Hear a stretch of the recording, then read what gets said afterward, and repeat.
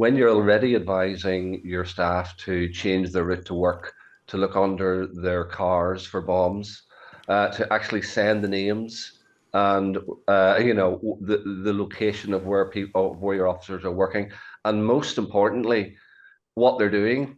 So it wasn't just their names and where they are, but actually who's involved in intelligence, who's involved in surveillance. Some of the most sensitive aspects of policing have been connected to the names of individual officers.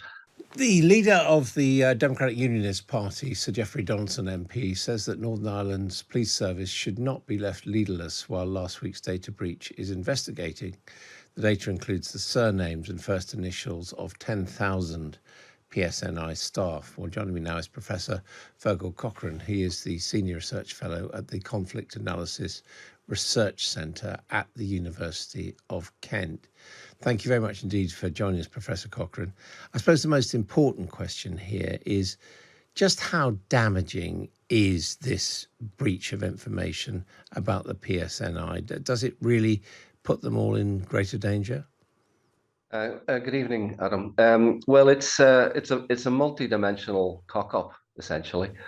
So there's a big issue here about the organizational credibility of the PSNI now. But the first issue really is the personal safety of police officers.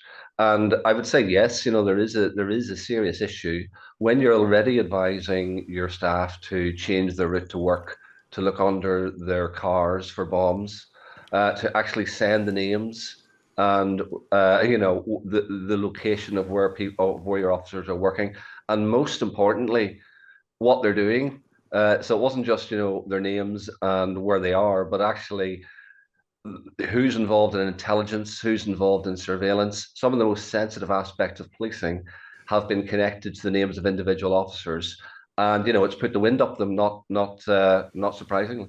Doesn't give their home addresses though, does it? And presumably anyone working in the police service in Northern Ireland over recent decades automatically takes significant precautions. Well, it doesn't give. You're absolutely right. It doesn't give the home addresses, but Northern Ireland is a very small place, as you know, and not everybody's called John Smith.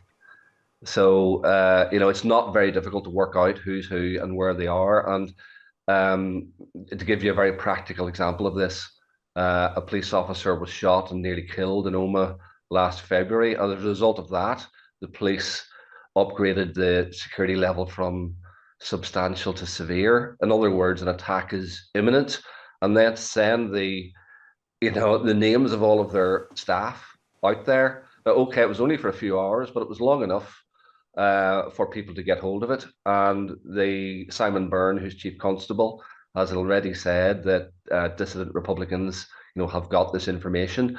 So there is an issue there, I suppose, about how the PSNI now sort of close the stable door after it was they themselves who opened the stable door. Now they're going to have to slam it shut. Do you think this is or should be a resignation matter for the head of the PSNI? Well, I know that Geoffrey Donaldson has said, that there's a stability problem, and that the chief constable shouldn't resign at the moment. There have been other people who've called for his resignation. I think the credibility of the chief constable now is certainly under question. Maybe it'll depend on how he reacts to this particular issue, but I think there are serious question marks now against his tenure. And what about the PSNI, which of course replaced the RUC, the Royal Ulster Constabulary, and which was designed to be 50-50 between the communities in Northern Ireland? How are they doing on that? Well, the short answer is there's been progress, absolutely, since the days of the RUC and the post-Patton reforms in 2001. One of the issues here is, the police had to have a representative service that was accountable to the population. And there's certainly been some progress made towards that. But the fact that a lot of Catholic officers don't tell their families that they're in the police or their friends demonstrate there's still a sort of chill factor there amongst the nationalist population. The Sinn Féin and all nationalist parties, or main parties, they're fully signed up to policing and the criminal justice system. But there's still that latent suspicion, I think, within nationalism and certainly republicanism, of the fact that the police and what their role is, particularly in the areas of intelligence gathering and surveillance. At the moment, there's about a third of the PSNI that's from what would traditionally be seen as the Catholic side of the population, and the target was 50-50. The last census showed that the nationalist population, or sorry, the Catholic population, those who would self-identify as Catholic, is around about 45% of the population. So there's still a way to go, but certainly the PSNI, I think, have made strides since the days of the conflict.